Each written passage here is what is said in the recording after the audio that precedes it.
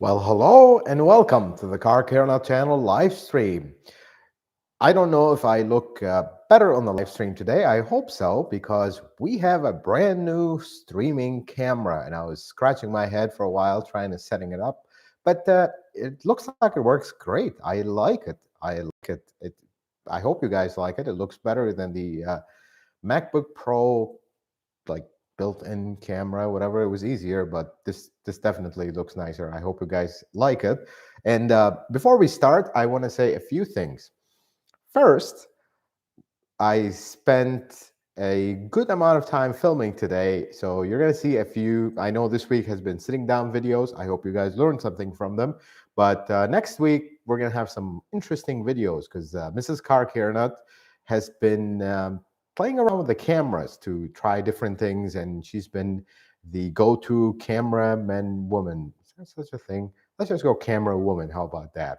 So interesting videos coming up next week. And for a small update before we start on the new car that I bought, and I know I'm hyping it up. It is just a normal car that I will drive daily, but you guys are interested. So I will say this. In this video, there are clues. Feel free to scan around and you will see them. Hint, hint. So having said that, guys, let's say one thing and then we'll dive right in. So for the next 2 weeks, the 18th and, of course, Christmas, we will not be having a live stream. Actually, the 17th is my daughter's birthday. She's turning 12. I still can't believe it. I still remember bringing her home from the hospital. But it's her birthday on the 17th, so we're going to celebrate it on the 18th, take her out, do what she wants. So that we're not going to do a live stream then. And then, of course, Christmas, which I will be on vacation around Christmas time. Phone off, family time only. So I will not be as active on the channel responding to your questions and comments, but I really look forward to that. It's going to be interesting. I haven't had a vacation since May, I think was the last time. That'll be a good vacation. Let's get started with the question. You guys ready? I think you all are ready. Let's get started. So, Earskin Presley, I just purchased a 2010 Avalon. It runs super smooth, 163,000 miles. How long can I expect this car to last? And is there anything that should be done as soon as possible? So that's actually a very nice car. One of the previous cars that I used to own was a beautiful blue 2008 Avalon, which is exactly the same. It's a very good car. As they age, they do have a few oil leaks, everything, just like everything else. But overall, that car doesn't have like chronic issues that you would be chasing after at high miles. Just normal wear and tear. Keep up with the maintenance. Scan through the maintenance record, see what has not been done, and bring it up to date. Just get a really good inspection. Make sure you understand the condition of the car, and go from there. So Sylvester Ramirez just finished college automotive program. What are some no-brainer mistakes that techs make that makes the dealership fire them for? Well, I just released a video actually today of things, but typically dealerships will not, good dealerships at least, will not fire you for making a mistake. Like, you're working on a car, something broke. Well, that's not the customer's fault in some cases. Uh, they will not fire you just for that. That would be a ridiculous reason to fire you just for making a mistake.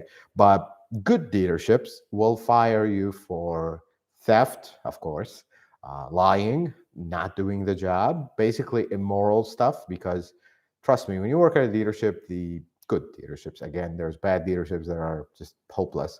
But for good dealerships, they understand that the bad reputation follows them, and they really try their best not to add more to that bad reputation. So you get caught doing something fishy, you're out, and it's over. Have a nice day. So just don't, going back to the mistakes, don't make the same mistakes 6 times, because then the problem is you, not just the nature of the business. So that's one thing you need to watch for. So Andrew O'Hara, can I retrofit spare tire setup on the 2021 Sienna to my 2018 all-wheel drive Sienna? Unfortunately, it is not as simple as just retrofitting, buying a bunch of parts and installing them, because they do have a different rear section. It is not as simple to do. Unfortunately, it is just difficult. It actually is not worth it. I would just keep it underneath the van. Well, actually, you all-wheel drive, you don't have a spare tire. I take that back. But find a cover, put it in the back. It's inconvenient, but it's going to take a lot of custom. You have to do everything custom if you want to retrofit it. So Ether Drive, why are replacement HID bulbs so expensive? Can I install a $30 Amazon special without any problems? So here's the thing about that. The bulbs are very expensive because they're made by Philips, and then Philips sells them very expensive to Toyota or Lexus or whoever. So Philips put their markup, and then Toyota puts their markup, and then the dealership puts their markup. So that's why they turn expensive. But the truth is, if you can find a reliable source, and Amazon $30 bulbs, these are counterfeits. They're not original. They're, they might not even last a year or two. But if this is an older car, why not? Just use them and see what happens. I mean, if they work a year, great. You're still way, way below. Actually, I was just replacing HID bulbs today. Put some cheapo Amazon ones. I mean, they work, but for how long? I don't know. We'll find out. So Jason Montejano, 2020 Tacoma two-wheel drive, 19,500 miles, double cab. Do these chew up brakes quickly? I feel something grind when coming to a complete stop. They typically don't, unless the rear brakes are out of adjustment. But if you feel something grinding, do get the brakes inspected. Sometimes they really overheat. If you have a heavy foot braking, they'll really overheat, and you'll get that grinding noise, even though the brakes have life, but the surface becomes too rough and they start making that noise. So get the brakes inspected, but they usually, it's a big truck, so you're not gonna get 60, 70,000. In rare cases, will you? But average is about 30, 40, 50,000 even. That's about the average window that I see customers replacing their brakes on that Tacoma. So Barbara Pate, my 2008 RX 400H makes an annoying pop sound when you put the visor up, and it also is dropping a bit. What is the fix? And then another question is, the same car makes squeaky noises in the rear when turning either direction. So on the visor, that is common. There's a lot of Toyota and Lexus models that do this. Unfortunately, the only way to fix it is replace the visor. You can take the visor apart, but then you got to stitch it back. It becomes a hassle. Just replace it. Shop around, get one don't buy a used one because they might be the same thing. Buy a new one and call it a day. That's just the way they are with visors when they get old. And as far as the squeaky noises in the rear when turning, you're going to want to see if there's anything with the parking brake or the backing plates. That is one thing that is, especially if you have rust, should be very simple to find. So Electron Carl, do you know something about the 21 Tundra power steering recall and ETA to fix? I'm thinking about getting one, but there is a stop sale until fixed. I do not have updates on recalls. When are they coming out? Unfortunately, that is a red tape for me. So when they come out, you'll be notified, but there is no information. Toyota is usually pretty good about coming out in a timely fashion. Usually it takes them a little bit of time to build up their inventory of parts and get everything ready to roll out the remedy. But as far as when, I cannot really tell that. Arthur Alvarado, I'm hoping my 2018 four-cylinder Camry SE lasts a long time as my previous 1998 Corolla with 320,000 miles. Lucky on the 1988. I'm sorry, I thought it was 98. Okay. That makes more sense. Merry Christmas, and may the Lord bless you and keep you. Well, thank you very much, sir. Merry Christmas to you, and may the Lord bless you and keep you as well. So LTE, I'm curious what you think about the really high-end cars like the Lexus LC500, LC500H, and the LS500, LS500H. I realize that the business model is different, but are they still as reliable as regular Lexus models? So I don't know if you're reading my mind, but the Lexus LS500, actually, we're going to do a full review very, very soon, maybe as soon as next week. I've had a chance to have one for a few days and was able to drive it, get familiar with it, and talk about some of its technical stuff. This is not the kind of car that you can, take home for a few days and drive around. This is the kind of car you just work on it, tippy-toe around it, and just push it and be done, because very expensive cars interior-wise. But as far as reliability, they are pretty much as reliable as other models. They have more stuff. And my general thing with these cars is They're not going to be as cheap to own as an ES350 on the Lexus side or all the Toyotas, because this is a higher end car. Things are like the brakes are bigger, things are more complicated, more involved. So your typical upkeep will be a little bit higher, but that doesn't mean that it's going to be broken every 6 months. This is not a German car. It's the expectation should be similar reliability to Toyotas, but when repairs do happen, because no car is perfect and it's a mechanical device, going to break at some point, things are going to get a little bit more expensive than usual. Nothing is going to break your bank like some German cars, but you know, don't sell your Camry, buy an LS 500 and expect the maintenance to be the same cost. It's going to be more. Huh, blinker fluid. That's interesting. Well, that I don't know. You're going to have to find out. And so we answered this one. Lala G, good evening. How you doing? How you doing, brother? Thank you so much for joining the live stream. The question is, how often do I need all-wheel alignment, four-wheel alignment? So honestly, this is going to depend on your driving conditions. Typically, I don't recommend an alignment unless you see a reason for it. Do you have abnormal wear? Do you have drivability issues? Do you have a steering wheel that's off center? Did you live in an area with a lot of potholes? I would never do an alignment, just a maintenance alignment, see what's going on. Anything below 25,000, really every tire replacement perhaps is a good idea. But if you're replacing tires, look at the old tires. Are they worn evenly? If they are, then chances are you don't have any alignment issues. But most alignments are so cheap these days that why not? When you replace tires, might not be such a bad idea. But typically, alignment is usually oversold a lot, and that's just the way it is with the business. But if you don't have a concern, if it ain't broke, don't fix it, really applies here. Mark Crispin, thank you so much, sir. I really appreciate you joining the live stream. So, Peter Andrews, have you ever thought of moving to a less windy city like Lowell, Michigan, near New Hampshire border? Beautiful scenery. Actually, at some point, we almost what was that one town? Maybe Mrs. Carcarnot will write it in the comments. We almost considered moving. I forgot the name of the town. It's like north of Boston. When we first moved to the States, we considered going there. But no, you know what? If I'm gonna make a move and leave everything that I know, it's probably gonna be somewhere warmer, not colder. That is the one thing. But I don't have plans to move. I mean, we're so rooted here in Chicago that it's hard. Although Mrs. Carcarna still wants to move to a warmer climate, and if we're gonna make a move, that's gonna be what's worth it. Neptune 787. What is the best way to clean piano black interior without scratching a 2020 Corolla hatchback? So it's really hard to clean them because they're treat it like car paint, basically. Never wipe it down without some kind of liquid or lubricant to clean it. Make sure you're using microfiber towel. Don't just use a regular towel. That's the main thing, is when you wipe it down, just like you're wiping any interior, that's how they get scratched.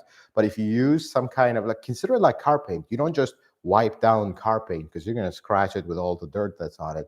But if you use like interior cleaner, something of that nature, that will help you with the scratching. Lala G, thank you so much for your generosity, sir, and for my daughter's birthday. I really appreciate it. Eric Kalanak, is there a safe way to clean the engine compartment for us clean freaks? So this is honestly, this is one of the most requested videos, and I know you slap on me, shame on me for saying that and not making the video, but I got caught up with so many things, and now we're in the winter time. If I go wash an engine outside, that's a very bad idea. Do not wash your engine in sub-freezing weather or really cold weather. That's not very good. But the general thing, and I will make a video in the spring on the channel's Toyota when it's springtime and when the weather improves here in Chicago. You'll have a full video detailing what to do, what not to do, and the best ways to do that. But I'll give you a gist of it. Try not to use power washers. You can, but that increases the chances of problems. What you really want to do is don't spray direct pressure water at connectors. Now, the connectors are weatherproof, so when you drive down the street, they're not going to, but when you direct pressure at them, I mean, the seals can only last so long before water goes inside. And the best thing is when you wash down the engine, you're going to splash some on the connectors. dry them up, use some compressed air and dry them up. I know that's not possible for everybody to have compressed air readily available, but if you don't, then use like plastic bags, cover any. Main thing is the engine computer usually sits right there. That connector is notorious to collect water and actually cause issues, so that's one place you want to cover. Hybrids, try not to spray the orange wires where they connect to the inverter directly, but otherwise the rest, I mean, it's just, you know, chunks of aluminum and a wire harness. The wire harness really doesn't, it's all covered up. There's no point of entry, if you would. Okay, let's see where we're at. So Jake Duncan, hearing lights of third generation Tacoma with vibration issues, especially when slowing down or braking. TSB for driveline vibrations hasn't seemed to help. Thoughts? So yes, that is true. I've noticed an increase of customers coming in with vibrations. The main thing is, has this truck been modified? Because we're seeing this a lot with the modified crowd, and it's like, well, you modified the car. But in the case that is not modified, this is the same as the 4Runner. They're very sensitive to tire and wheel. And that's usually the first thing. The second thing is they are also super sensitive to over tightening the lug nuts. That is another thing that we're seeing. There's a lot of talk internally about what's going on here. But the problem is most of these trucks have one thing in common. They're not dealer maintained. We don't have a history of them. Well, who worked on this car? Do I know that this technician has tools from 1979 and maybe his torque stick is not working right? We don't have that kind of information because they're just, to run them and they're just showing up with no service history. But the main thing is the standard checks. There are checks that most mechanics look at them and laugh. You need to check your run out. You need to check your drive angle. You need to do all these, a little bit of nerdy checks for typical mechanics to just, I don't need this. We'll just replace it. No, you need to do your due diligence. This is how the business is changing. People are expecting these cars to run perfect. Back in the 90s, if the only problem the car had was vibration, nobody cared as long as it didn't blow up. But now people are expecting smooth cars, smooth trucks even. So it really falls on the technician to really take that inspection to the next level, start nerding out on the little details, because that's how you find, because I see it so many times, the rep from Toyota shows up and all he's going to do differently than the technician is he's going to take the time and follow the nerdy stuff, the science stuff, and he's going to find it. And that's what needs to happen. Imad 2017, you said in one video the Land Cruiser is superior to other Toyotas. What about RAV4s and Highlander hybrids? So the Land Cruiser is, I explained it in that video, but let me kind of paraphrase from that. Toyota takes a car when they design it, and let's say they say, okay, we're building this car for reliability. Every part, we're gonna make it 5 times as strong as average, or over-engineer it a little bit 5 times for reliability to make it good. That's still very good. Trust me, there are some companies that below average is good. But they take the Land Cruiser, and this is just, of course, a hypothetical scenario here, and they say, okay, well, our standard is 5. On the Land Cruiser, for fun, let's just make it 25 times better. But that doesn't mean that the rest of them are inferior. It just means that the Land Cruiser is overbuilt to a point that is overkill, but that's how the Land Cruiser is. Soul Freak 2012 Lexus ISF. I got a stored code C1241, low or high voltage supply. Battery was replaced in the last 6 months. What else can it be? Do you drive this car as often as usual? Because what happens with that specific code, the typical thing with it is if your battery drops too low and you crank the car. That's typically the case with it, especially it could be a good battery, but it's just you left something on, or in the case of an ISF, maybe it wasn't driven. It's not daily driven. You left it for a while, and then the battery got a little weak charge-wise, and now when you cranked it, you might have not noticed that it cranked slow, but actually dropped the voltage too much where it didn't like that, and it set that code. That is one scenario. The other scenario is, are you momentarily losing power? that one becomes a little bit more difficult to chase. If you've just replaced this battery and you're sure 100% you've charged it, that battery is 100% charged, and it's still getting that code, this is going to get a little difficult diagnosis, because now you're having an intermittent drop in voltage. You could have bad wiring, you could have a loose connection somewhere, and that's when it's really hard to diagnose in this format, of course. But that's what I would go after. Make sure that battery is fully charged. Lenny Perry, new 21 Tundra, 5K miles, just had an oil change, still got valves tapping. Been burning clean. Any suggestions? I know nothing wrong with it. Just don't like the diesel sound. So the V8 Tundra will make a tapping every once in a while, and people have went over the lifters. They went after the tensioners. I've seen a lot of viewers tell me, "Oh, the tensioners are bad." There's a common problem. Common problem according to who? That's the other problem. The lifters are notorious to pump down on these, especially when you let them sit for some time, but they should pump up on their own. Here's something that helps, and this is found not through a book, but through real world experience. Start the truck, let it idle, completely idle until it's fully warmed up. And when I mean fully warmed up, you have to get a scan tool, check that the coolant temperature is somewhere in the 170, 180 range.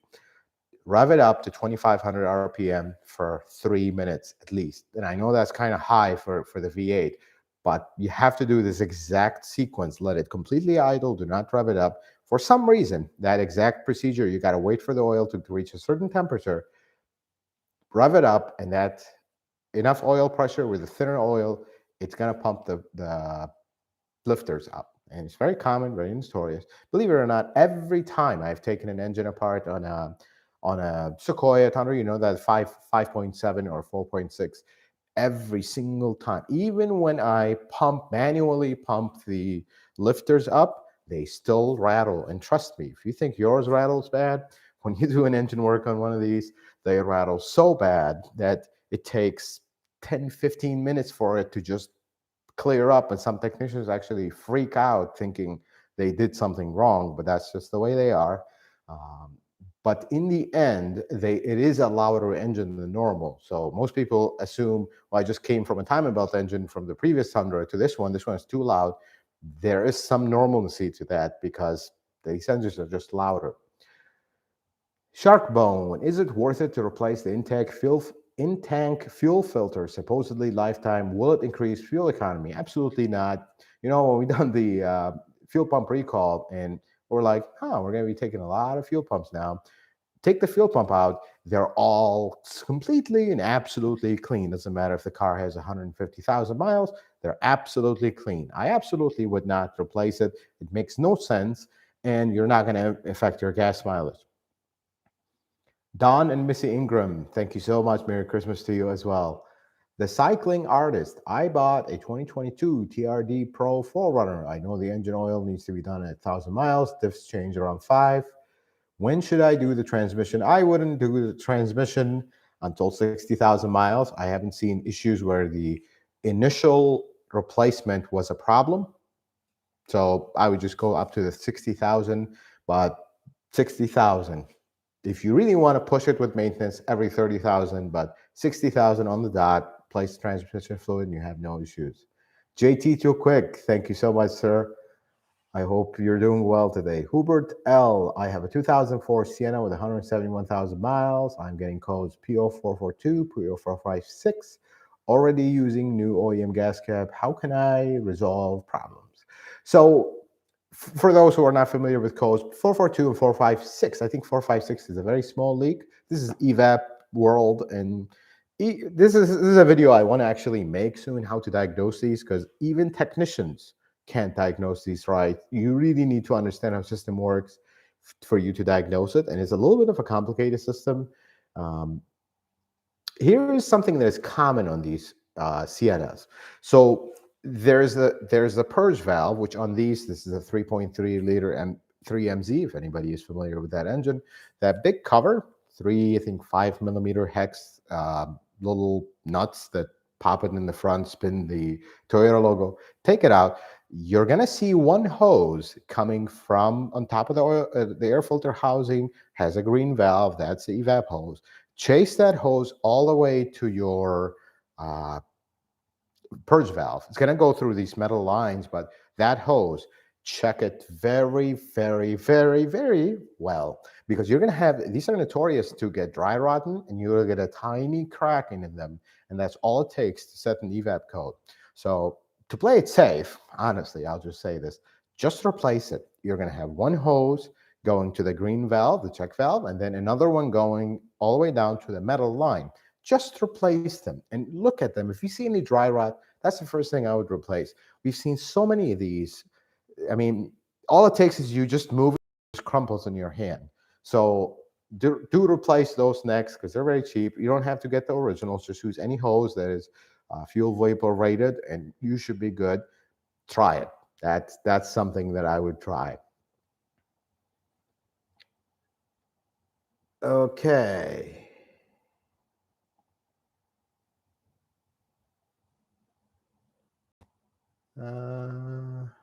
Roberts Rivers bought a 2014 RAV4 used. It has a remote start. After using the remote start, the engine cuts off as soon as you open the door. Is this normal?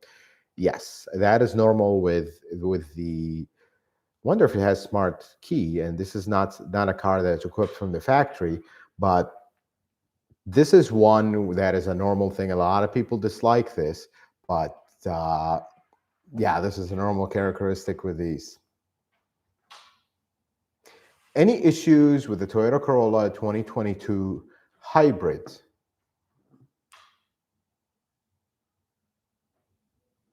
Sorry, Mrs. Carcarena just walked in. Let's answer this one. Any issues with the Toyota Corolla 2022 hybrid? Not really. I mean, these are just new, and this is an updated model of, the 2020 had a couple issues. Not really. I wouldn't call them big issues, but just the door filling up with water is the main one. Few radios, few updates here and there, but not. I wouldn't call any issues. The 22 is probably a very solid model. That whole generation Corolla is really a solid model.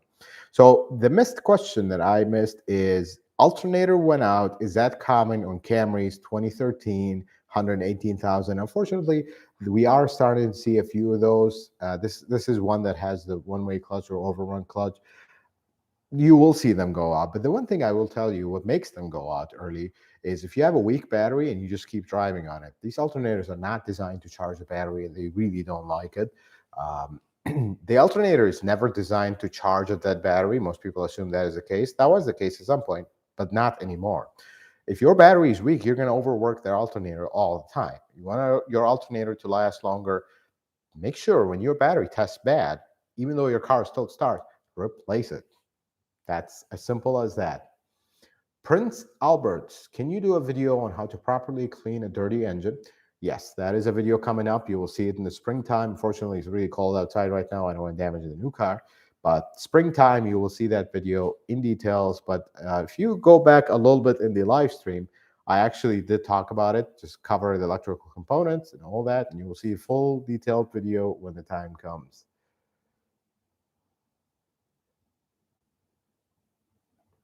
So Omar Alvarado, will using top-tier fuel prolong the life of the engine, of the fuel filter, the fuel pump? Fuel filter, fuel pump, not really, because top-tier fuel is not cleaner fuel. It is just better additives and all the other good stuff. But is it going to prolong the life of the engine? Perhaps, potentially, yes. That is one thing. And I just arrived at the comment. Mrs. Carcarena says, "Hi, beautiful people." I second that. I think you all are beautiful people. So, Rain Rosboro, would you rather get brakes done at tire places or at a Toyota dealership? Honestly, I would. If you trust this tire place and they do good work and they're using quality parts and they're following correct procedures and you've used them before, sure, why not? I mean, really, brakes are not difficult to replace, but it's the little details that make a difference. But the biggest difference is the quality of parts. Now, they don't have to use original parts. I personally would use original parts. It's just my personal opinion. But if you use aftermarket parts, are they using quality aftermarket parts that they're willing to put their name and stand behind it warranty-wise? That's the main thing. Some cheapo aftermarket parts, you're gonna get noise, they're gonna wear out prematurely, or you're gonna get vibration early. But otherwise, if they're good, if the car stops and nothing is falling off the brakes, there shouldn't be an issue. So, Tito, should I get rid of my 2004 RX 330 for a good deal on a 2018 Extra 350? Well, this is a good question. 2004, you're getting a little old, and that Lexus did have a few common issues, common leaks, as it gets older. 2018, yes, if you can get a good deal that is not out of this world, I would go ahead with that trade. Robert R. 2013 Highlander. What is the truth about the steering shaft problem? So here's the thing about the steering shaft, and this is actually a recent discovery, and I'll just break it to you, but I will say the truth here. This has not been field tested yet. I'm talking technician wise, not Toyota. This is too old for Toyota to be actively involved in, because it's not a safety issue. But the steering shaft essentially is a two-piece collapsible column that rattles. As soon as you turn the wheel, it makes this clunk, clunk, clunk, clunk, clunk, and people freak out because they think something is loose or about to break.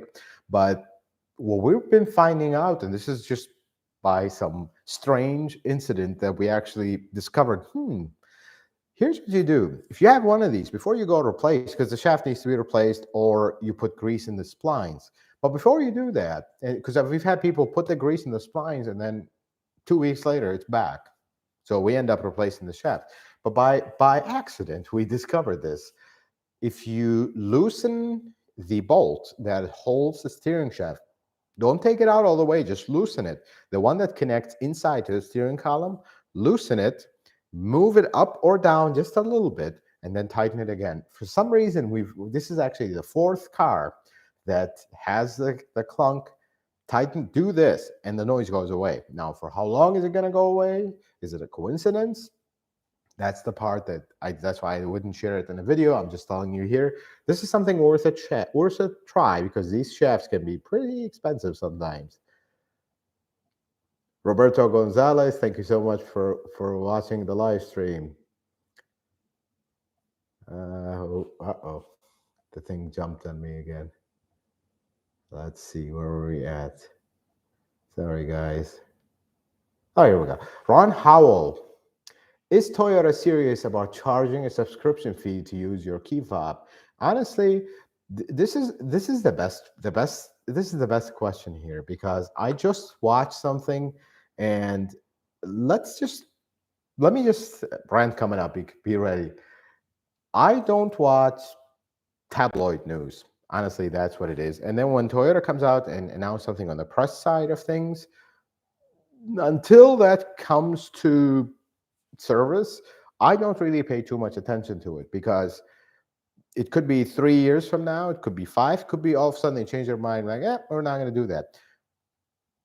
Service-wise, there is no such thing yet, and there is nothing announced yet that I know of. But I don't think that is something serious, because it absolutely makes no sense. It doesn't sound like Toyota that I know that would charge you to use a fob. That just doesn't make sense. Thomas D. Morris, 2006 Highlander Hybrid. Where can I find Toyota Hybrid specialist that can discharge and then recharge my nickel metal NiCad, nickel metal hydride, I'm assuming. So this is going to be difficult, because you really want to find a company that does this, and usually these companies will be more interested in selling you a whole battery. That's the interesting things. Dealerships have the ability to not discharge. I mean, we can force it to discharge, but not just push a button and it discharges. But we can recharge hybrid batteries. But the problem is the labor involved. It is a little bit of a laborious thing and kind of you factor in the danger factor as well. But it just doesn't make sense. If you don't need it, don't do it, because the car will charge itself, and that's how they're designed. But yeah, other than the dealership, I don't know if you're going to find a hybrid specialist that is be willing to spend $15,000-$20,000 on this giant charger that will maybe at the dealership where I work, maybe we've used it twice, just to charge batteries to save people from buying batteries. It just and then you charge it and it comes back because the battery is completely dead. It's not good business to charge these hybrid batteries. I would just, if it fails, replace it or do something else with it, but not discharge it and charge it again. So Michael AT, I recently replaced my fuel pump and its filter. Now the car takes 3 to 5 seconds to start. I had to reuse the O-rings. Toyota Celica 2001. Any idea what could be going on? You're going to want to check the fuel pressure. You're probably dropping. There's usually a spec for these. You're likely one of the O-rings rolled or something happened, especially with the check valve that holds the fuel pressure in the rail for longer. That's one thing I would look at. Check your fuel pressure, verify that you actually have this issue, then chase after, take it apart. You're going to have to replace the O-rings. Unfortunately, they might not be available anymore, but you're going to have to find alternatives to them. Loco por Toyota. That translates from Spanish to crazy for Toyota. Interesting name. Looking to keep it for 15 years. Should I get gasoline only new Tundra or the hybrid can last that long without major repairs? Well, it's too new to tell on Tundra because it's a different design, but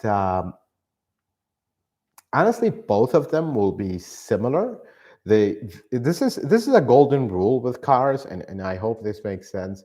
The more stuff the car have, the more chances when you get into the 15th, 16th, and 17th year for things to go south. So when you buy a regular Tundra, non-hybrid, in the first 15 years, it's going to be the same.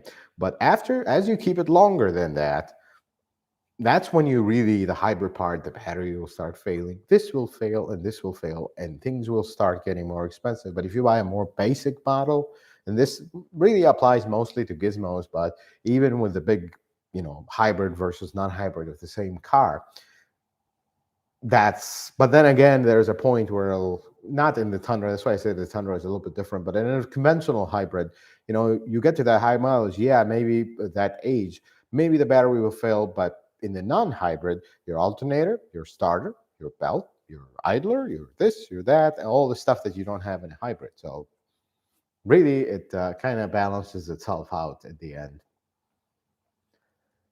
Okay, Spider Logan, greetings from Austin, Texas. See, that's a warm place Mrs. Carcarnot would love to move to.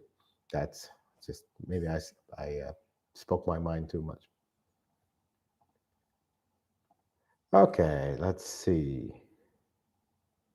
Carl Steven, I think I see 0W16. I don't know what you're talking about. Electron Carl, 5th generation 4Runner versus 2021 Tundra. Which is better for reliability? Cam tower leak still applicable to 2021? Any other concerns to be aware of? Can't decide between the two and wanted to get your take. So they are both reliability-wise, they're about the same. The Tundra will have a slight downgrade over the 4Runner overall in reliability and cost of ownership. The only thing, the cam tower leak is not applicable. I have not seen anything past. Honestly, we'll put it this way: there has been a significant drop in the cam tower leak situation. Let's say after 2015-16, somewhere in this range. I'm just guesstimating here, but the newer ones, they're much better. 13 and down, that's when you get into heavy cam tower leak territory. But the 4Runner will feel higher quality than the Tundra. That's truth be told. And investment wise, and I dare I say investment about buying a car, but investment wise, the 4Runner holds its value a little bit better. That might change right now with the 22 Tundra and everybody not happy about the Fig 6 and all this stuff. But the 4Runner will be possibly a little bit more reliable just because of a few things but you're still talking about the good and best. That's the way one way I put it. The Tundra is very old school and it's been in development for a very long time, and all the little things that they have, they really have been fixed. So 2006, sorry, Thomas D. Morris, 2006 Highlander Hybrid, 250,000 miles, brake skip. How can I rebuild the module or factory recall warranty? So there potentially, and I do contact your dealership on this one just to ask around because there might have been something new that just came out on that. Maybe not still active, but just contact your dealership on that one. So Wesley Coolbot, while looking for a used vehicle, how many 10,000-mile oil changes is okay before you look elsewhere? It seems like everyone is going 10,000-mile oil changes. Yes, unfortunately, that is the case. Usually the earliest problems with because of the 10,000-mile oil change that I've seen is right around 50, 60,000. So if you're looking at a car that is, certified, has 30,000 miles, shouldn't be an issue, but do continue on the 5K oil changes. Up to you. We're not going to get into the argument of what oil change interval, all that. It's your car, it's your engine, it's your money. You decide. I just tell you what I see and what I do for my own cars, but the rest is up to you. Don Y, what typical bolts and screws do you recommend to put on NICs? Is a rust belt environment. It can be a huge pain when taking out certain bolts. Yes. So I wouldn't put NICs on everything, and I've seen technicians that do that, and sometimes it's really a bad idea. Don't use only really, and this is from the real world experience. If you have a bolt that is going into um, a sleeve, and I hope this makes sense. Like let's say rear control arm bolts, for example, the bolt will go through a bushing and then tighten on the other side. Do put NICs on these because what happens is the bolts tend to seize to the bushing. But when you just have a bolt going through, tightening to a nut, really what's going to cause it to seize is that exposed thread at the end, not the nut itself. So another common one is if you have a bolt that is going through something that is welded on the body, on the frame or something like that, if that bolt is exposed on the other side, like half the bolt is showing, perhaps use NICs. Otherwise, I am not very friendly with NICs because most of the time, these NICs, after so much time, it actually gums up, especially if you use cheap one, and it actually seizes things. So be careful with NICs. It's not a magic solution to all, like some technicians claim.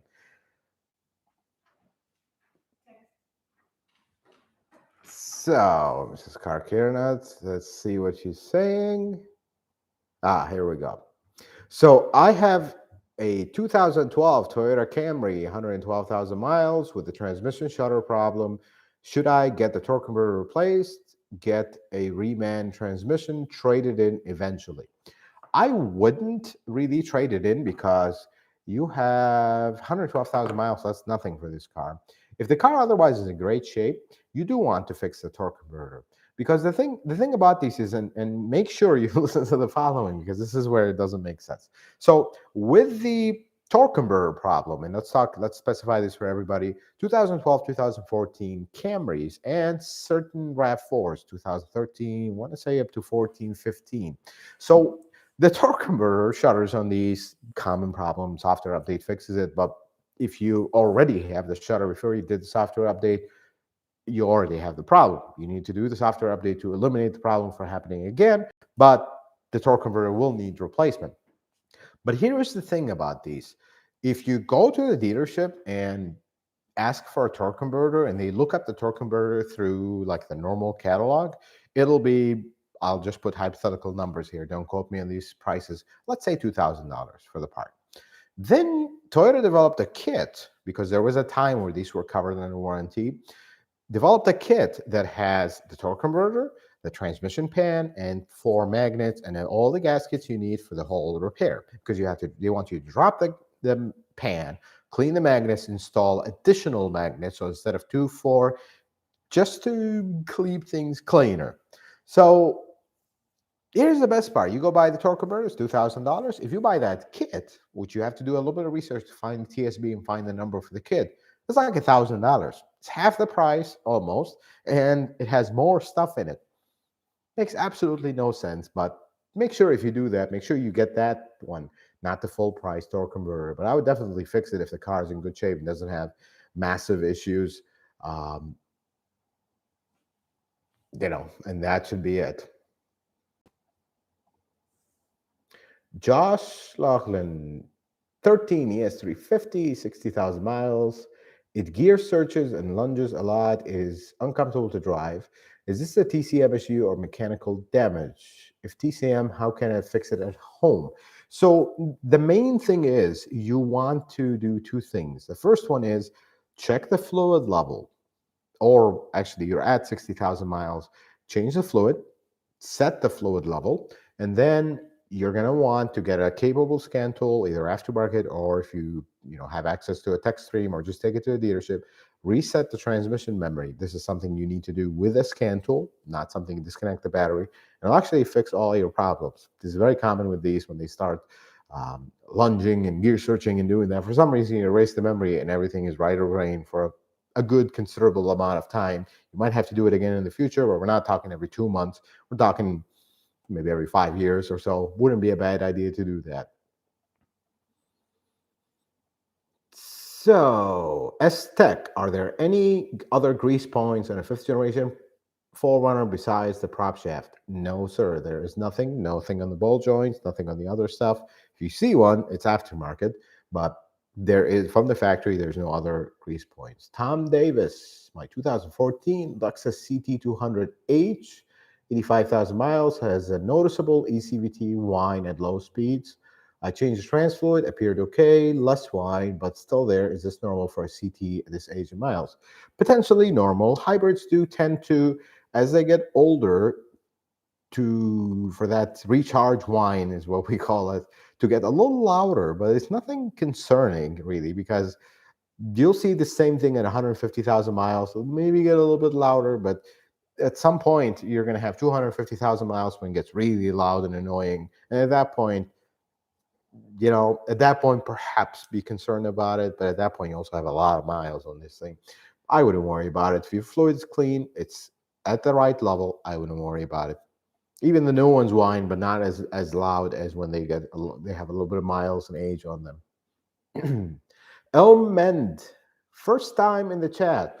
Well, very welcome, sir. Thank you so much for joining us today. So, a 2008 Prius, not 18. Haven't done maintenance, just oil changes. What should I start doing first? Well, you didn't list the miles, but there's a lot to do here. Um, First thing is coolant, spark plugs. If they haven't been done, miles or age at this point, they need to be done. Hybrid fan filter, it's the fan itself, perhaps, because this one doesn't have a filter. This is some of the most basic maintenance. Brake fluid, get it checked. Uh, Brady transmission fluid, that's another one. But other than that, catch up on some of the basic maintenance first.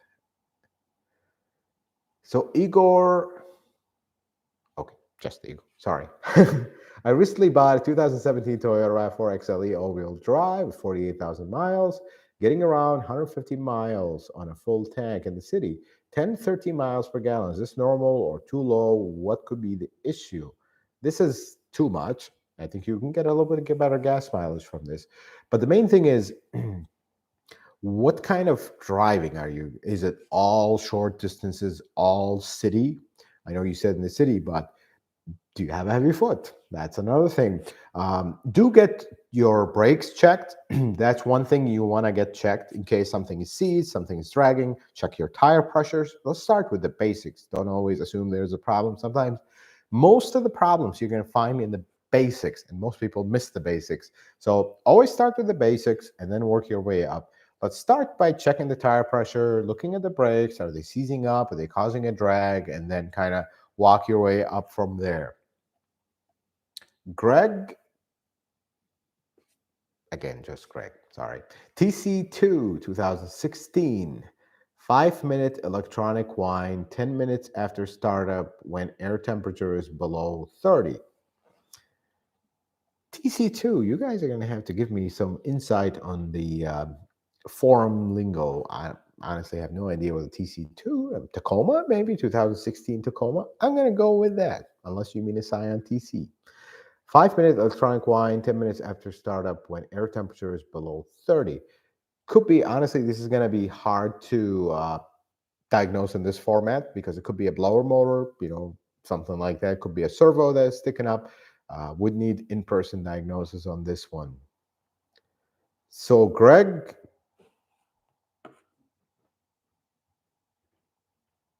hold on, this is the same question. Let's see here. John J, Merry Christmas, sir. Thank you so much for joining. So 2008, Stephen Warnell, 2018 4Runner, 26,000 miles. Why is the 4 low light coming on? So there is a lot of reasons why it would flash. One of them would be if your check engine light is on, but are you activating it by mistake? If you turn your knob, or depends which model 4Runner do you have. But this is something you're going to want to get looked into, because although it's not common at all, but you do not want that 4 low light flashing if there's no other warning lights. You wanna look at that and get it taken care of. Sharep777, any update on the 10-second AC noise on negative in the RAV4 Prime? Not yet. I unfortunately I do have some information, but I cannot share it because it's still a little internal. But give it time. You're going to find out about it soon. So, Olanian Abi, why do Toyota and Lexus get lighter at around 100 to 120 miles an hour? Because they're Toyota and Lexus. You shouldn't be driving that kind of speed on the street. That's the first thing I will say, but that's just the way they are. They are reliable, sensible cars. You take them to that kind of speed, first, you're endangering us and everybody around us. Second, that's not a good idea. Please keep your speeds within reasonably around speed limits. Ed, I have a 2015 Corolla with about 80,000 miles. Don't think CVT has ever been serviced. Would a drain and fill in the transmission be still okay? Yes, that would be perfectly fine. You're not that far away from the recommended interval, so 80,000 miles, go ahead and replace it. Drain and fill, life's good. Quantum Mercury, what is your opinion on the Lexus RC platform, mainly the RC300 all-wheel drive for winter? That's a really good platform, and I'm hoping we'll be able to get one soon to do a full review on it. This basically, the best way I would put the RC is it sits somewhere between an IS and a GS. Somewhere in between. It's like a modified platform, but it's very similar reliability wise. Actually, really nice. They're really nice cars, but slightly, again, when you go from an ES350 that's front wheel drive based to the ISGS, your maintenance will be slightly higher. Nothing crazy. Maybe the brakes is the main thing. Really, that'll be a little bit different, but for the most part, these are really reliable cars, and the RC is actually a nice one. Terrell McNeil, I bought a 2015. Thank you so much. Sorry, it was not a question. Darrell, thank you so much for watching the live stream. Fly-by-wire 25, 2016 Corolla S, 75,000 miles. Creaking noise from front end when going over a driveway curb at an angle. Yes, this is a known problem with these, and it is front lower control arms. Here's the procedure to take care of this one. So take water with soap or silicone spray or something of that nature. Spray it directly on the control arm bushing, the rearmost control arm bushing. You can see it through the wheel well. You should get that noise significantly reduced. Once you verify that the noise changed or it got really reduced, if this is the control arms, there's an updated control arm with an updated bushing, replace them and life is good. This is a very common one and we see it a lot. So Another question here. Now that the Sequoia is starting to become more used for off-roading, do you think there'll be a TRD off-road with a rear single axle features like the 4Runner? Likely not, because the Sequoia is old, very old. I don't know if anybody paid attention, but the Sequoia is actually now older than the Tundra because it started in 2008 and it still hasn't gotten updated. Tundra just got updated. So we're really coming to a point where the um, Sequoia becomes the oldest Toyota model. The closest one next to it is the 4Runner, but still the 4Runner got updates in 2010. Sequoia is exactly the same since 2008. So, the only one that was older than it is the Tundra, and now the Tundra is updated. So, you know, that's uh, that's something with the Sequoia. A review is coming up with the Sequoia very soon here on the channel, maybe in the next few weeks. We'll talk more about it then, but very interesting truck, honestly. Very interesting. I highly doubt they're going to change anything with it. Maybe when they update it, if they ever do, we'll find out. So another question here, and this is, I think, is a follow-up to the torque converter shutter question. I was quoted $3,800 to replace the torque converter. Is this a fair price? Also, I've read some people had the same shutter problem come back after 2 years, and they told they need a new transmission. That I have not seen, but I'm going to do some basic rudimentary math for you here. If I remember correctly, and I'm just quoting off memory, 8 to 10 hours labor was what it quoted. That was customer time. So let's say worst case scenario is 10 hours. You're looking at labor wise, Chicago area, this will vary greatly. Labor in Chicago is right around 140, 150 for most Toyota dealerships. So you're looking realistically at 1,400, 1,500, somewhere in that range. And I I'm gonna try to see, because recently I think I quoted somebody for a torque converter. I'm gonna have to look through the quotes that I have here, but I want to say it was 1,200. Again, don't quote me on this. You're gonna have to look. So if we do the rudimentary math here, look around 1,500 in labor, and that sounds like they're quoting you actually a full price torque converter. I would kind of do your homework, find the TSB and get that price. And actually, if this is a dealership, just tell them, hey, can you quote me the torque converter kit from the TSB? They're going to look at you like this, but they will find out the other way that, wait a second, this is much cheaper. Why can't we do that? So as far as the problem coming back and then they need a new trans, honestly, I haven't seen this. Just because I haven't seen it, it couldn't be possible. But was the update done? That's the biggest one, because the update fixes the issue. That's the key thing there. You don't do the update, it's going to come back 100%. But the update's very important.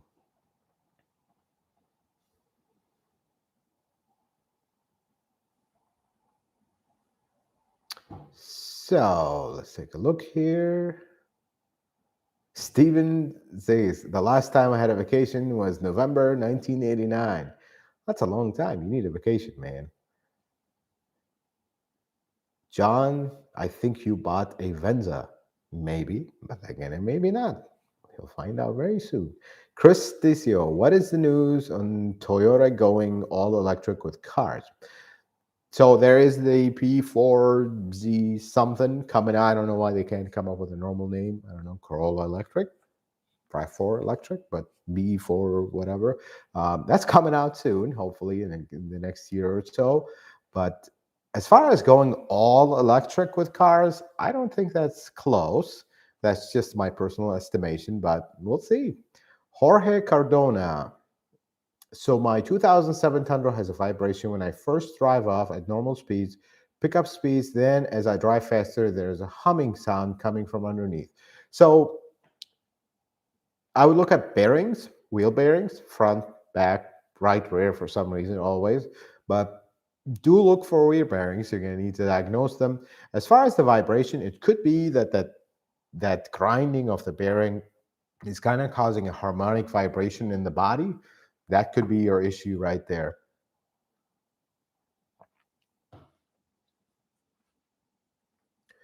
So Fast Eddie 2004. I know somebody who we call Fast Eddie. He's a good friend. 2004 RX 330 will need its first spark plug replacement. Would you change PCV and injectors? I wouldn't change the PC. I wouldn't change the injectors. I would change the PCV valve. It's right there, super simple. Shouldn't cost you any more. You know, few bucks basically. I personally don't charge labor, but that's up to the shop. But anything else, I honestly wouldn't, unless if the valve covers are leaking, take care of them. If you have the coolant valley leak, there's a few inspections that the shop will need to do. If they see anything, might as well do it in one shot. But otherwise, I wouldn't do anything else. So Tacoma, I bought a two-wheel drive 1989 Toyota pickup, regular cab, 114,000 miles with 2.4.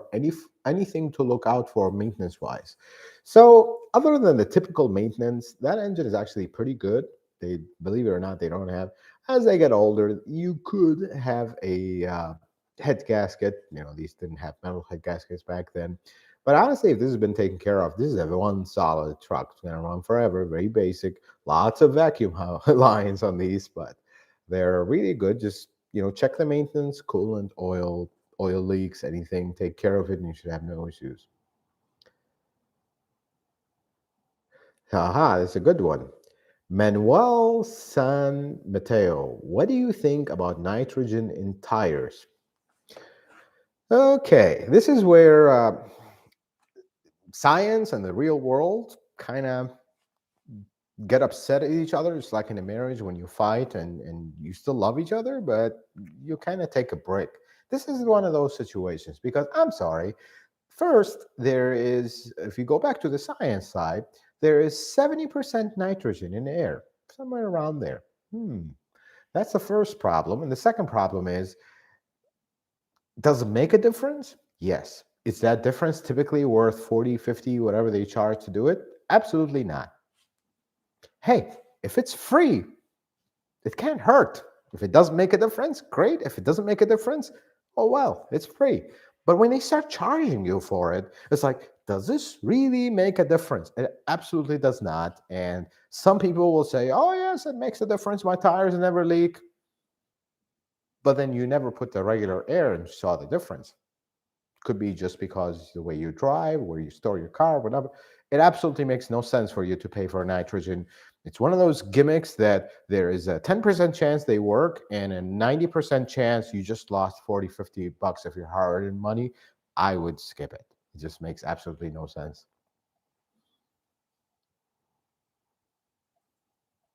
Folks, please don't post the same question multiple times. So, 2018 Tacoma retrofit Apple CarPlay. The only way to do that is probably to go aftermarket. That's just one of those things, unfortunately. Steve Wooten, I have a 2014, 1994 Lexus GS300. I cannot find a hood release cable for my car. Is there a model that will fit? Unfortunately, this will be trial and error. I don't want to say this, but look at a Supra. Believe it or not, they shared a lot of parts with that Lexus GS300, like a similar year Supra. Don't quote me on it; might be different, but that would be one thing I would look at. So, Puddin 56. My husband and I just purchased a 2021 RAV4 hybrid. Your video on the seat memory really helped us. We were ready to take it back to the dealer. Thank you. Well, thank you for joining the live stream and writing that. That was really nice of you to say that. One thing on this, if you have a Toyota model or a Lexus model, mostly actually this applies to Lexus. I recently had a viewer email me. They're like, the dealership has no idea. They can't figure this out. And this memory seats don't work on a brand new, I remember if it was an NX or some model like that. Well, here's the thing with these. There is a calibration that was supposed to be done at the factory, and there were some models, it was either not getting done or the car was not taking it for some reason. Here's what you do. If you ever buy a brand new Toyota or Lexus and the memory seats don't work, you save them, it just doesn't work. move the seat in all possible directions, up, down, recline, every single option that the seat can move it all the way forward, all the way back, all the way up, down to its maximum possible travel. That actually sets the internal computer that monitors all this stuff. It just sets it to recognize where is the outer and inner limit of this movement. Then the memory seat works, because the memory seat is actually working, but it can't command these motors to move because it doesn't know where is the outer and inner limit. Where are the limits of this movement? So you need to initialize it to do that. Once you do that, memory seat will work. Life's good. This applies to modern stuff, really, not the older stuff. So, Kasoon, you always say not to lift KDSS. Can you please educate us? What is the reason? I see many lift KDSS 2-inch rear and 3-inch front. I don't say don't lift KDSS, but it's going to be a little bit more complicated to lift KDSS than non-lifted KDSS. And once you lift the KDSS, it just kind of defeats the purpose of the system, honestly, to begin with.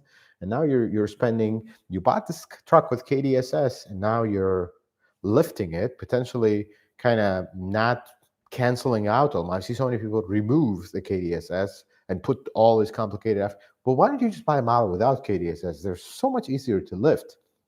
But there's no reason not to lift the KDSS, but just there's going to be more. Might as well start with a model that doesn't have it. So Sammy Moon, how reliable is the Toyota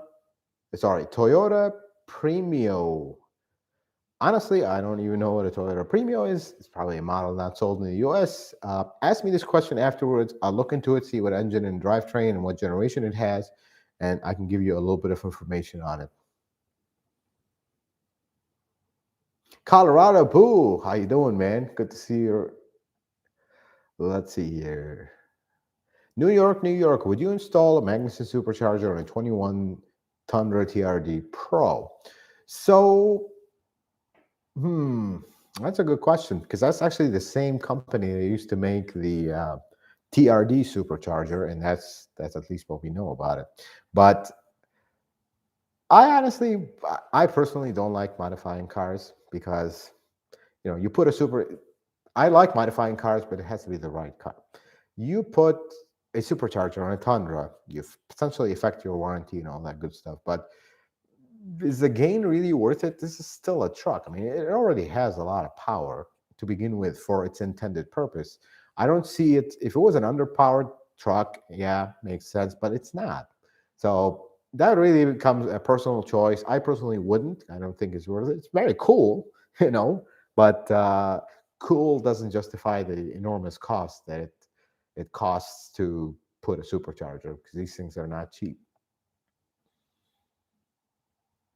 So, Paul Joliet, I have a 2019 Sienna and the maintenance light doesn't come on.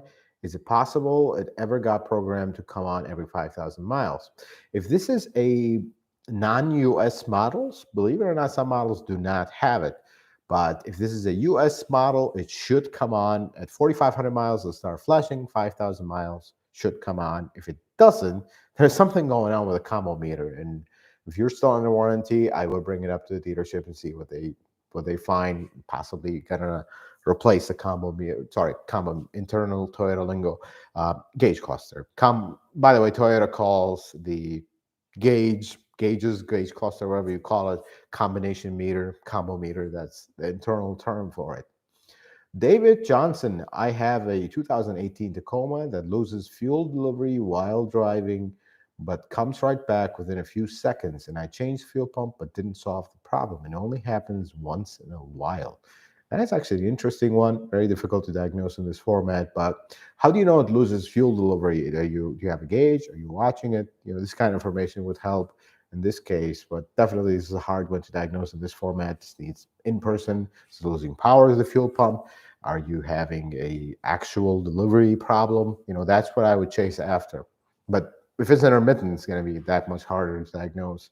But you want to isolate, is this like a fluid delivery problem, or is it an electrical problem? The fuel pump is just losing power momentarily.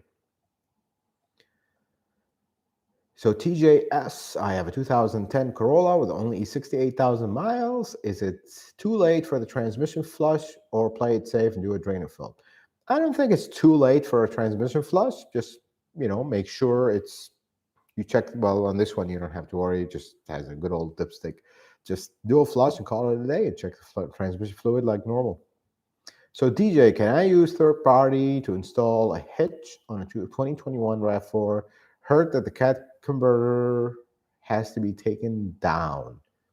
No, it doesn't, but they have to cut into the back bumper. This is the interesting thing with, and I can totally tell when they designed the hitch for it. I'm like, we totally forgot to consider this when we designed the car, because you got to take the back bumper down, put the hitch, and then cut a hole.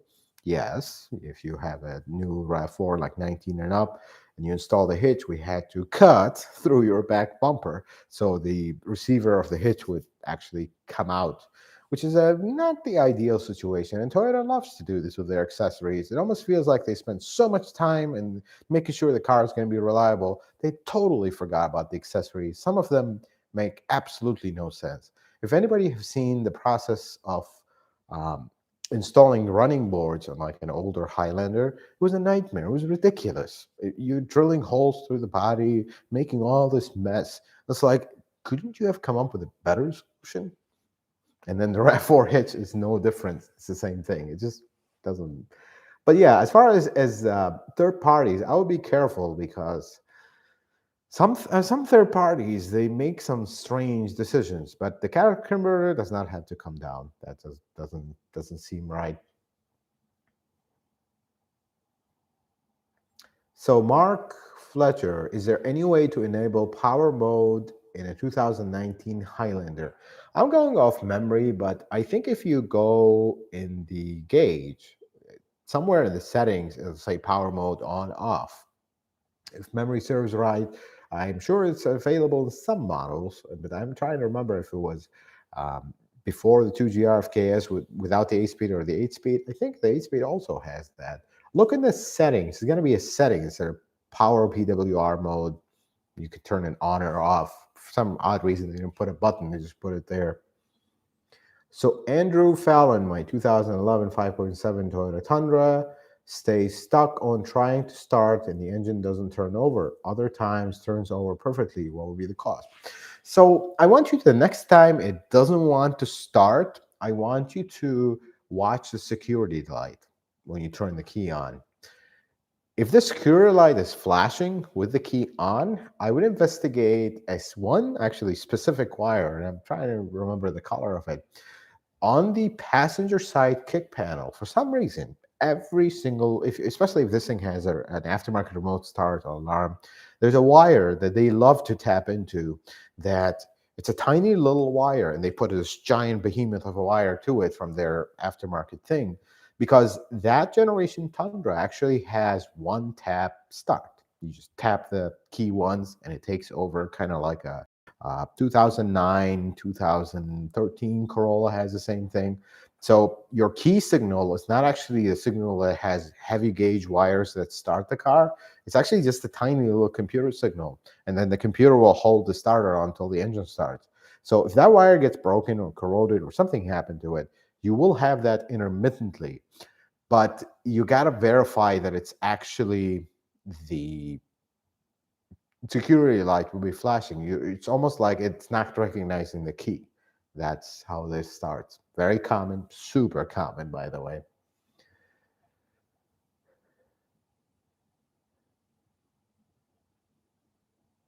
Sorry, I'm just looking. There's multiple repeat questions here. Trying not to bore you with them, because it's not cool that people do that. Please don't do that. TN Deer, I have a 2019 Tacoma. I keep having to top off my antifreeze container about once a month. And that's not good. Well, the first place I would look at, although it's not common, and supposedly there was a physical update to the part, look at the rear bypass hose. No, not hose, sorry, the elbow, or whatever you want to call it, the bypass pipe. Look So right underneath the truck on the passenger side, and right where the engine meets the transmission, look at the back of the transmission. You're going to look up and into the back of the engine, like right where the cab kind of comes down into the transmission tunnel. See if you see any coolant or pink crust in that area.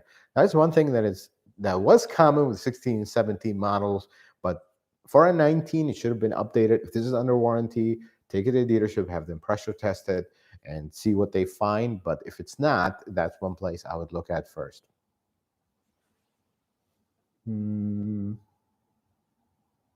Okay, so another question. For a 2015 Toyota Prius, I bought it brand new. When do I have to replace the brake fluid? It has 85,000 miles. So for a brake fluid, you want to test it. You want to make sure that it has enough moisture content to warrant replacement. But from experience, at this age, at this miles, you're likely there. So you can go ahead and replace it at this point. Wouldn't hurt. ODAT, would you personally buy the GX460? No, not because it's not a good car. I just don't like trucks and SUVs. That's just my very personal taste. But if I was in the market, let me rephrase your question here. If I was in the market to buy an SUV, yes, I would consider the GX460. It would be very high on my list because it is actually a very good SUV.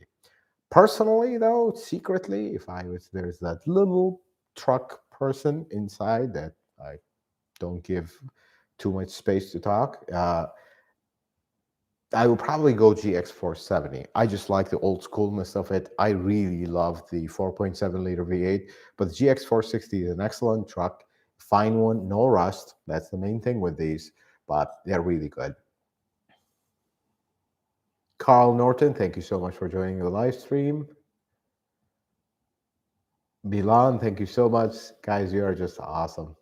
And I'm going through so many repeat questions.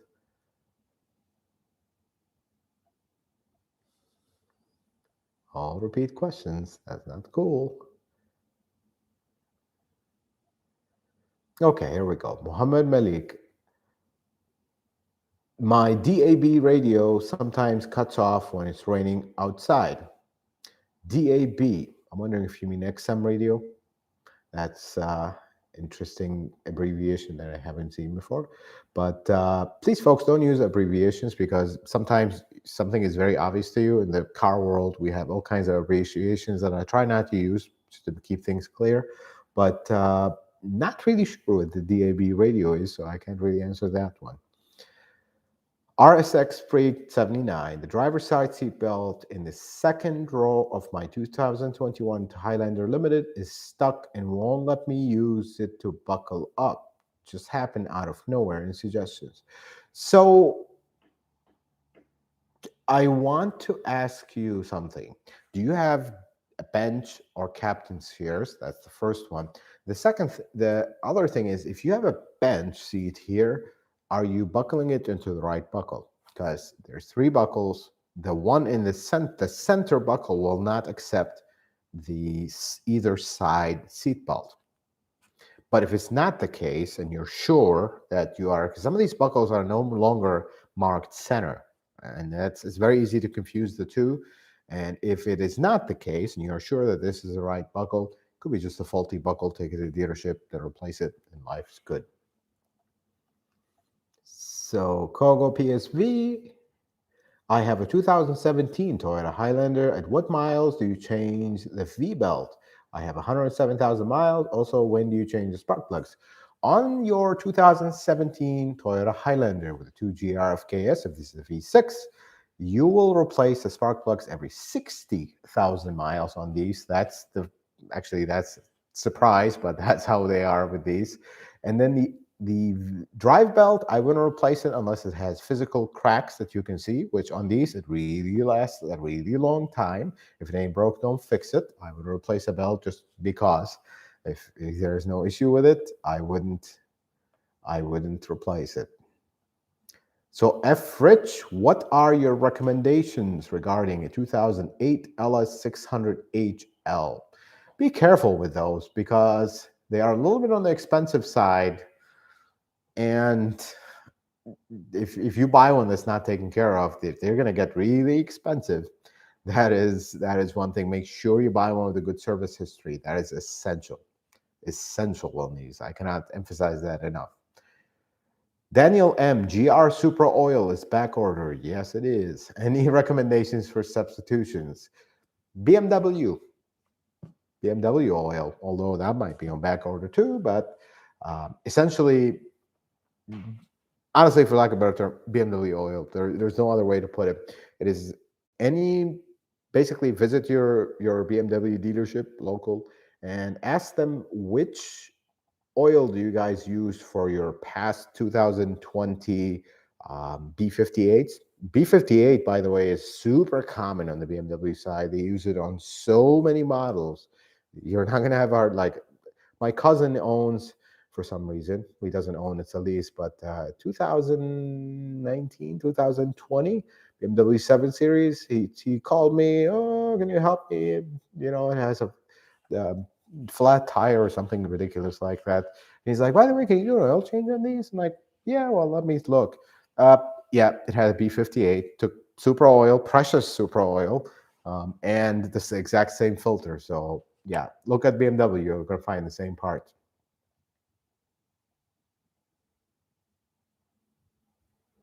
So another question, local port Toyota. I have a kayak on the roof, bike on the hitch all the time on my vehicle. I follow severe schedule for fluid changes. Anything else I need to take care of? Honestly, no. You're carrying that extra weight. I don't recommend you always carry it if possible. I don't know what your conditions are, but um, you're following the severe schedule, which is a good idea. I really applaud you for that because you understand the way you're using your vehicle and you're following the maintenance accordingly. Most people don't. And if one of the conditions applies to you for the severe service, one time you are in severe service. Remember, the maintenance guide is the minimum maintenance required to maintain your warranty. Most people don't think of it this way, but that's actually what your maintenance guide is these days. So consider more maintenance on these cars and not just, oh, I'm going to trust the manual. Well, the manual is going to get you to the end of your warranty, and then you're on your own. So please follow the maintenance, and you're already doing good. I wouldn't add anything else. All right, folks. So we're going to take a few more questions here, and then we'll call it a day. What do you guys say?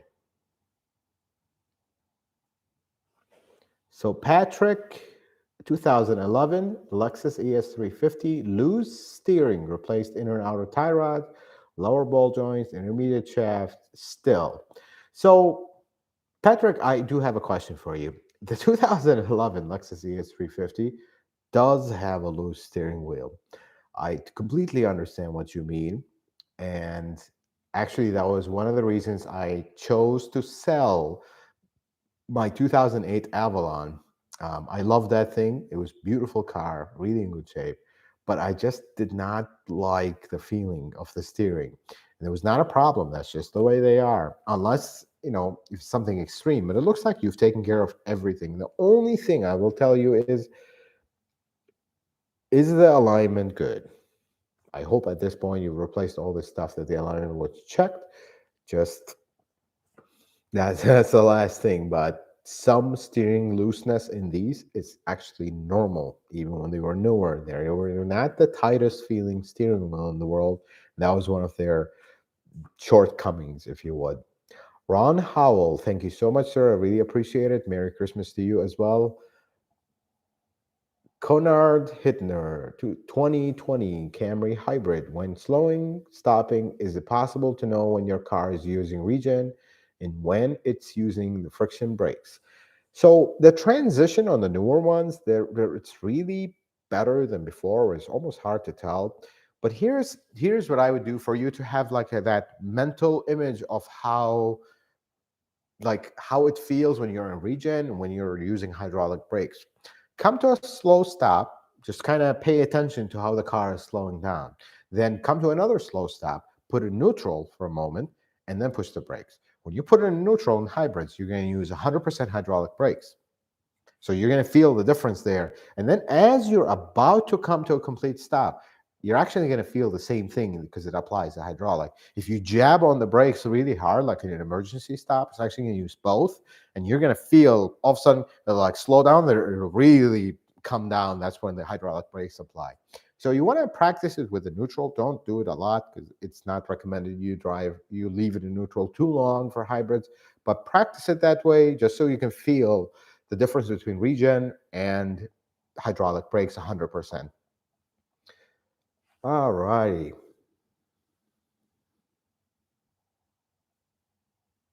So Colorado Boo, you usually attend the live stream there, but you don't ask questions. Well, let's do this.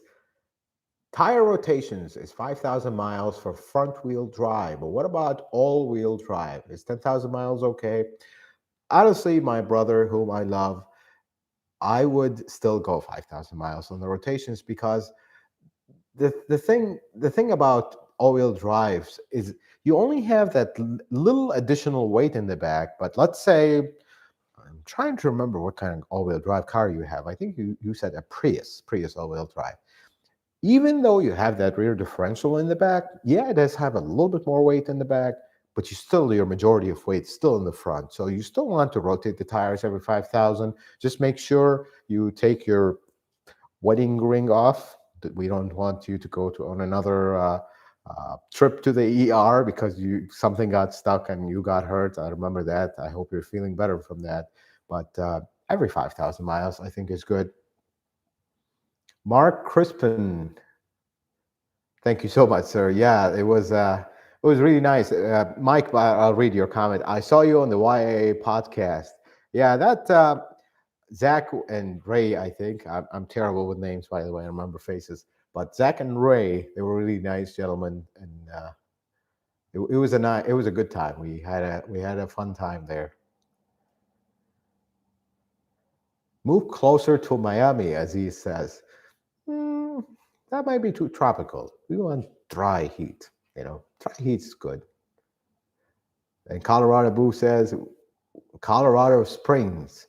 That might be too high there. I hear Colorado is pretty um, high. Jeremy Lucero, what are your thoughts on the Lexus F cars, as in the real F cars? That's what I would put it. The ISF, GSF, RCF, and maybe even the new IS 500. Honestly, I like them. I think they are a move in the right direction, but they do need more work. They are still conservative. They're not. I think they were a really welcome addition because I think that's what the F Sport line should be. It can't be just make the suspension harsher, the seats uncomfortable, and put a few cosmetic things. If you're going to make a serious performance line, it needs to be your ISF, your GSF. These are serious cars. Perhaps they're not the best with what they compete with, but there's one thing about them that really, they are high performance cars. They're actually, considering the category they're in, the kind of performance they do, they're actually very reliable. I mean, that V8 in the GSF and the ISF, even the RCF, it is a really good engine. It's basically a modified version of what they have already. I wish they would do more of that. We know we have the GR Corolla coming up. Yeah, that's completely different than these, but still, when you make a TRD model or a performance model or an F Sport or Sport this, it needs to be more than just cosmetic stuff. It needs to be engine modifications, more power, more thrilling drive. I think that Toyota can do it, but I don't know why they don't do it as much. I hope that changes with the GR Corolla. That please get rid of the Apex Corolla. We needed a GR Corolla, not an Apex. Apex makes no sense. GR Corolla makes total sense. Whaler GA 2010 RAV4 limited two-wheel drive.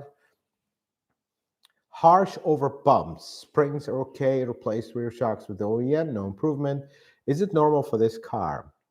Bought it used a few years ago. Are later generations better? So that is one thing with these, that is, they're not very smooth over bumps, but usually it's the sport model that is really not smooth. The limited is okay, but they're still not the smoothest cars in the world. They do have that trucky feel at times, but Honestly, I wouldn't dump too much money. Just make sure. One thing that we've started to see a little bit more of is front struts just failing without a leak. And they'll make some very interesting ride characteristics. And actually, some of them seize up where you have no strut anymore in the front. Just rock the car back and forth in the front, especially. If it feels like a rock, you wouldn't want to move. Maybe something is wrong with the front struts. But if it does move a little bit, I think you're good. And it's just normal characteristics for these. They were not the smoothest over bumps, honestly. All right, folks. So I'm going to take one last question, or maybe two. Depends. What does Mrs. Karkirna say? Let's see here. What does she say? Take one or two? Oh, she's talking with somebody else. Let's see. So I'm going to take random questions here. I'm just going to go through the list and see.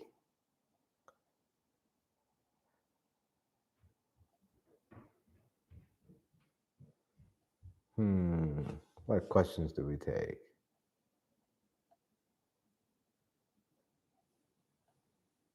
Okay, Vital Nomads. What is considered good brake wear ratio between front and rear brakes in terms of replacement on a 2016 Camry? Honestly, this will vary greatly between models. So I'll give you examples. Like your Camry, 2016 Camry, they wear about the same. Another model that absolutely wears not the same is like a 2013 RAV4, for example. Fronts will wear a lot faster than the rear. And then here's an interesting model like 2014 all the way to 19 Highlander. The rears will wear faster than the front. So it really depends on the model. But if you're asking about your car, they're about exactly the same. If you really are heavy on your brakes, your fronts will wear slightly faster than your rear, but they wear about the same. I mean, I remember this actually goes when we're talking about the Camry. This is all the way from 2007 all the way to 2017. They essentially have the same brake system. They wear pretty evenly. I remember my 2012 Camry at 92,000 miles. That's when she left, and it had the original brakes. I don't have. I drive a lot of highway, but 92,000 miles. They were around 5 millimeters front and back. So they were wearing pretty evenly. All right, folks. So I'm going to take the last question. And if you've been watching my channel for long, you're going to know that the last question is always. Wait, I messed that up because I was reading another one. Um, the last is always first. So I'm going to take my last questions. Tanya R. Actually, I'm going to take back. Tanya, please don't post your question multiple times like that. That is not nice. Roy, after the dealership replaced the automatic transmission fluid on my 2010 Camry with 125,000 miles, the car takes about 10 minutes of driving before shifting. Is that a concern? Yes, that is actually a concern that you do want to take it back and have them double check the fluid level, because if the fluid level is low, the first time you're gonna notice an issue is when it's cold, because the fluid contracts, and now if your level is not good, you're potentially running low on fluid, and that's why you have all kinds of erratic shifting. That is one thing. The second thing is, was it too high of miles when they replaced it? Unfortunately, that could be the issue. In that case, do warm up your transmission a little bit more before you start driving. That's one solution. You don't have to go and replace the transmission right away. We're not even there. We might never get there. But just do consider maybe invest in a remote starter. Make it a habit of starting your car, warming it up even before you get to it. That way, when you get in, transmission shift is fine. Now you're not pushing it when it's cold. All right, folks. And I feel bad, so I'm going to retract my statement. Tanya R., please don't post your question multiple times because it's not nice for everybody else. It doesn't bother me, but it bothers everybody in the chat, and it's not a nice thing. My Highlander interlock brakes kicks in at low speeds below 50 miles an hour only on dry pavement. There's a lot of things involved with that, and you're going to want to check your sensors, make sure you don't have dirty sensors or contaminated, or perhaps the gaps. I do have a video on this, but that's usually the common thing with these. All righty. So let's recap a few things. I am hopefully, if Mrs. Carcarnot would help me, how dare I say this? She always helps me. She's very nice. Um, Hopefully, I want to, and what I want to and what God plans is two completely different things. But if everything goes well, I'm trying to film the car reveal video actually tomorrow. So hopefully you can see that before the end of the year. I am really trying to push that before the end of the year because the car right now, I'm not driving it. It's just sitting, unfortunately, because I have a few other cars to drive. But I want to film that really because there's a lot of interesting things. I will not just show you the car. Okay, here's the car. Have a nice day. I'll show you what I usually do to new cars, what kind of accessories I put, what kind of customizations I do. You know, I am the car care nut after all. So um, I'll show you a bunch of stuff, few products that I buy for it, things interesting. One product I will not talk about, but I will make a separate review. And Mrs. Car Care Nut says, I will help you film if you afford my fees. Do you think I can afford her fees? That's gonna get expensive. But you guys are awesome. I will make that video, even if I can't afford the fees for Mrs. Carcare not to film it. She does do good work. I'll say this. So I sometimes get really frustrated when I film videos, especially when they don't go. Sometimes, folks, I am just a mechanic. You know, I work on cars. I filming behind a camera. If you ever, I challenge you to try it because doing YouTube has been a learning curve for me.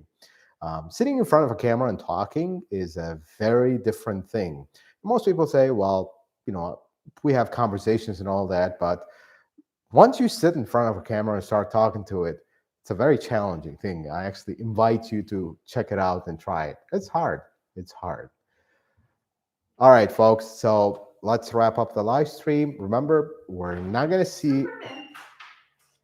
Hold on. Let's see. Mrs. Karkirnat is here. She's saying Superman. Who's Superman? What's going on? You forgot to answer his question. Oh, there's a question that I missed. Hold on, guys. Here it is. And I'm, of course, she brings me the phone with me talking on it. That is so strange. Superman. Last question we're going to answer. Are 2005 Lexus ES 350 cheap to maintain as a Camry? They're exactly the same, and they're actually really good cars to own if you buy one that is in good shape and has been taken care of. All right, folks. So let's recap through things real quick. I will not have a live stream next week. Not have a live stream on Christmas. So technically, we don't have live streams anymore this year. That kind of makes me sad to say it, but we have to say it as it is. So, folks, I want to say one thing, and Mrs. Carcarnot keeps interrupting me. What's going on, sweetheart? They want to know how to contact you if they want an appointment. Yes. So she brought something up. Let's say, sorry, I keep saying bye bye and then come back. Um, Mrs. Karkin, I just brought this to my attention. If you guys, because I can't get to the whole chat list, it's really long on my side.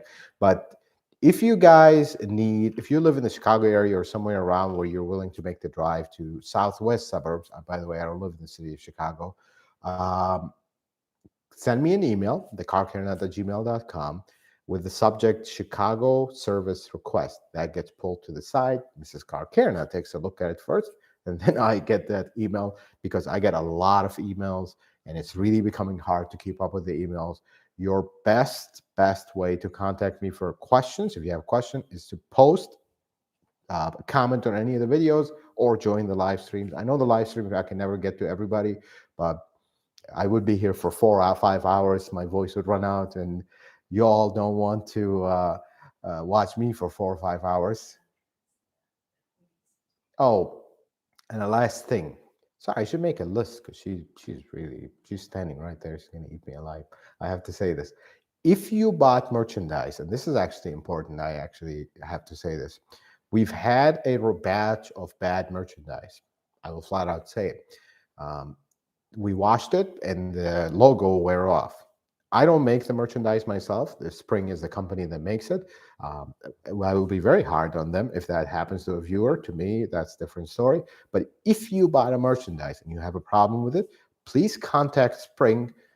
If they give you a hard time, they're not getting back to you, whatever the case may be, you will write a comment or send me an email with bad merchandise. Just literally just write that, and we will take care of it. Even if I have to refund you from my own pocket and deal with them, I don't have a problem with that. You will not buy merchandise to support the channel, and then it turns out bad. Just send me a picture of what you're seeing, and I'll take care of it. I love you all. I don't want you supporting the channel and getting a T-shirt that has an issue or whatever merchandise you bought. It will be taken care of. I really appreciate you guys. All right, folks. So technically, uh, we won't see you till next year. So from me, my family, to you guys, Merry Christmas is the most important thing. Happy New Year. And we will be back the first Saturday after New Year's at 7 p.m. Central Time. Guys, thank you so much for watching the live stream. And thank you so much for being viewers of this channel this whole year. We will see you next year. And until that, may the Lord bless you and keep you guys. And we'll see you next year.